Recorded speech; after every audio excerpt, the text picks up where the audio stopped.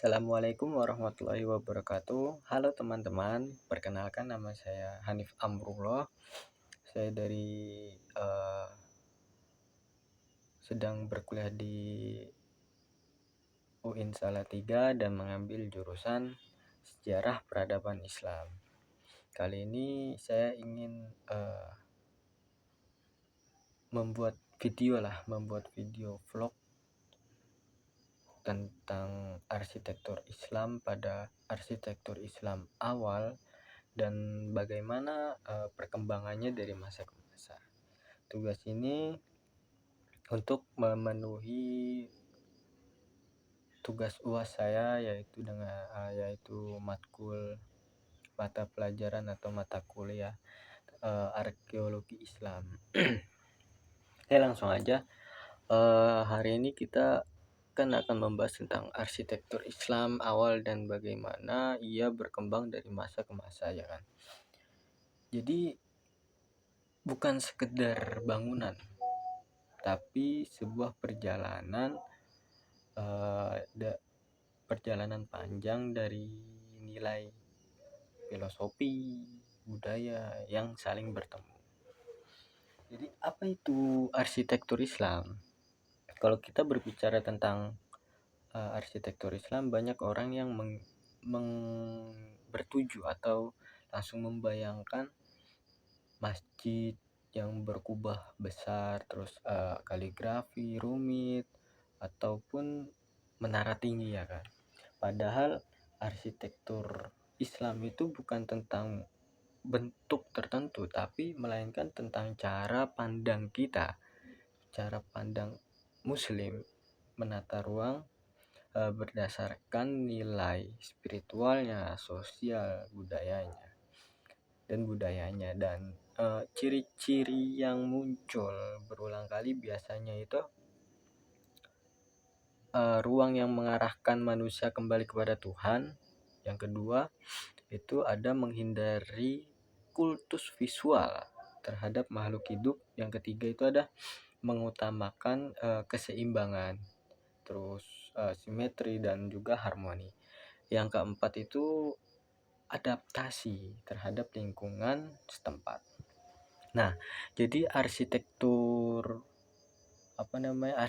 Islam itu tumbuh bukan dari nol, tapi dari pertemuan antara wahyu, tradisi lokal dan kreativitas masyarakat atau manusia yang pada zaman tersebut. Nah, akar sejarah dari arsitektur Islam pada masa Nabi itu, kalau kita kembali ke Madinah pada abad ke-7 itu, arsitektur Islamnya itu dimulai dari sesuatu yang sangat sederhana.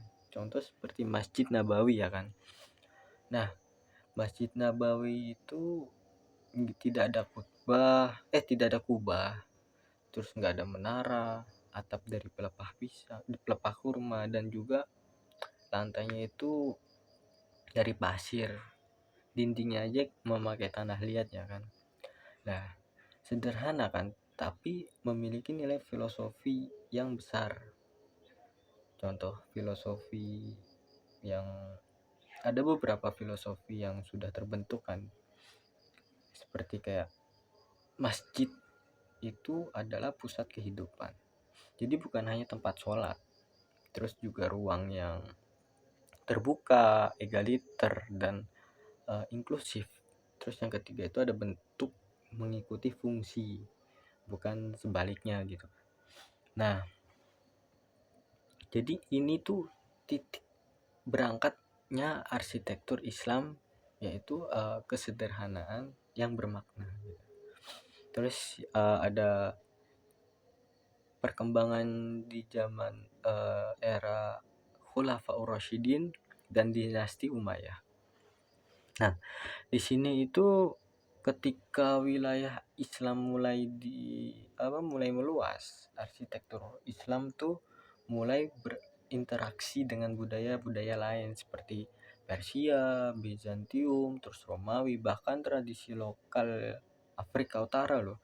Jadi di masa Umayyah kita melihat inovasi besar, kubah batu seperti itu, atau yang sering kalau bahasa kerennya itu Dome of the Rock ya kan, di Yerusalem, yang menggunakan bahasa visual Bizantium tetapi diberi ruh dari Islam.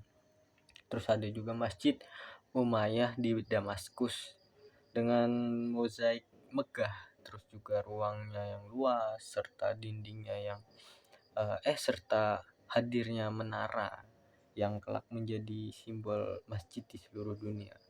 Terus nilai filosofi desainnya tuh ada juga, seperti filosofi desainnya itu aja berubah loh, bukan dari sekedar fungsi tapi ke simbol kehadiran gitu kan, simbol kehadirannya peradaban.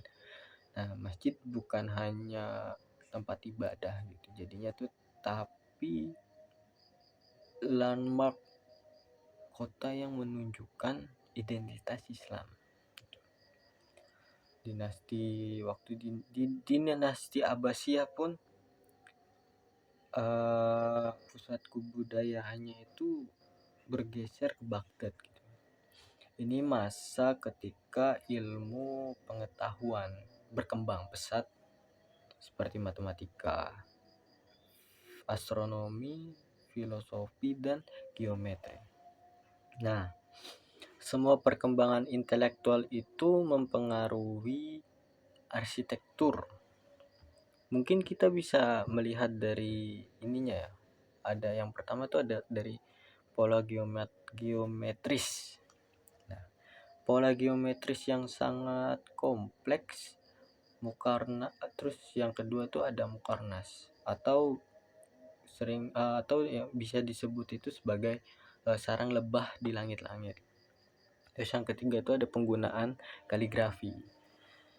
Nah, sebagai ornamen utama bukan lukisan figuratif, itu kita bisa melihat dari tiga itu. Terus pertanyaan itu, mengapa geometri ya kan? Karena dalam pandangan filosofis Islam, geometri adalah bahasa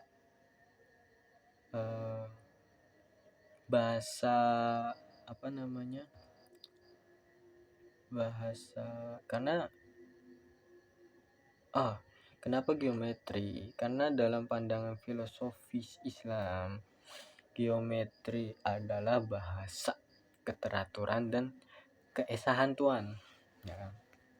Setiap bentuk, garis, dan polanya itu dianggap mempunyai makna yang mempunyai makna spiritual lah, keteraturan terhadap semesta. Terus saat Islam menyebar ke wilayah yang luas gitu, kayak arsitekturnya itu semakin kaya, kayak di Persia kan, di sana pengaruh Sasanidnya sangat kuat. Ada Iwan atau gerbang setengah lengkung besar tuh. Terus juga ada kubah tinggi, dekorasi ubin berwarna biru biru turku pokoknya warna biru lah. Terus juga contoh yang paling ikonik itu di Persia itu yaitu Masjid Shah di Isfahan. Terus di Andalusia Spanyol, yang kita sebut Spanyol ya. Ketika Islam mencapai Spanyol, seni lokal Romawi dan Visigot bercampur dengan estetika Arab. Lahir bangunan seperti Masjid Cordoba yang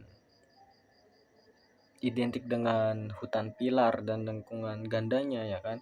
Terus ada Alhambra dengan detail geometrinya kan, dengan detail geometri dan ukiran yang menakjubkan gitu.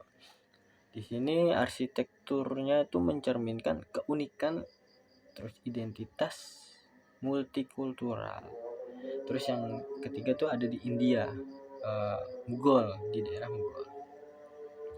Perpaduan budaya Persia, India, dan Asia Tengah melahirkan arsitektur megah seperti Taj Mahal, terus Benteng Agra, Masjid Jama. Di wilayah ini arsitektur Islam memperlihatkan keindahan monumental sebagai cinta, sebagai bahasa cinta ya, sebagai bahasa cinta, kekuasaan dan spiritualitas.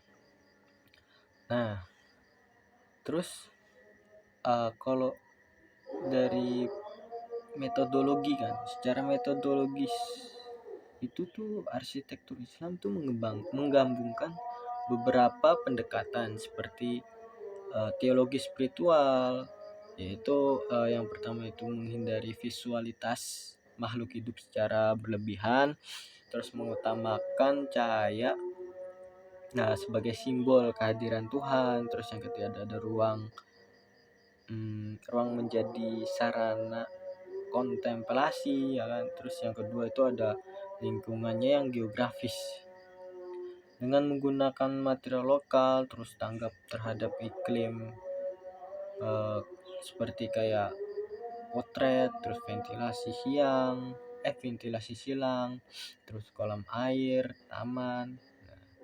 Itu dari lingkungan geografis. Kalau dari sosiologisnya itu ada ruang masjid sebagai komunitas, sebagai pusat komunitas, terus ada pasar, madrasah, rumah, dan istana yang terhubung secara fungsional. Ada estetika geometris, di dalamnya itu ada simetri, ritme, repetisi, pola matematis gitu kan. Terus yang kedua ada kaligrafi sebagai ayat yang menghiasi ruang. Nah, arsitektur Islam itu tidak berdiri sendiri ya kan, seperti apa yang tadi kita bilang, tetapi merupakan hasil dialog antara wahyu, konteks wahyu, terus konteks budaya dan kreativitas manusia. Nah, arsitektur Islam hari ini atau perkembangannya lah, kalau kita gabungkan dari masa lalu ke masa kini ya kan, kita melihat masjid dengan bentuk futuristik, bahan baru, terus dan teknologi canggih, tapi tetap membawa nilai filosofis lama.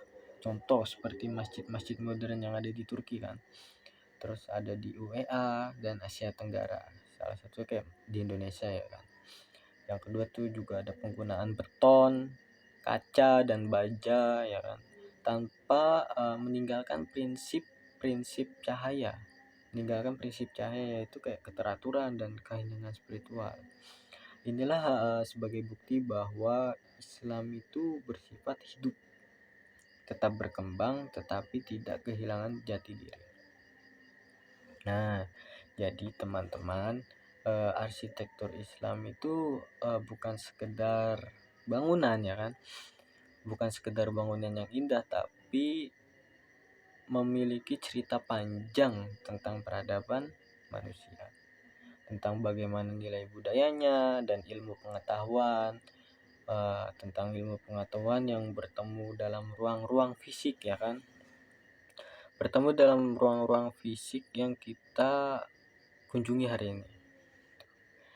Semoga vlog ini membuat kita lebih menghargai warisan arsitektur Islam, bukan hanya sebagai objek wisata, tapi sebagai bentuk refleksi spiritual kita dan kreativitas manusia.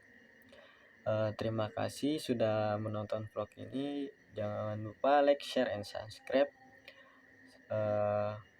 Bila ada perkataan saya yang salah, mohon dimaafkan ya. Sampai jumpa di vlog berikutnya. Assalamualaikum warahmatullahi wabarakatuh.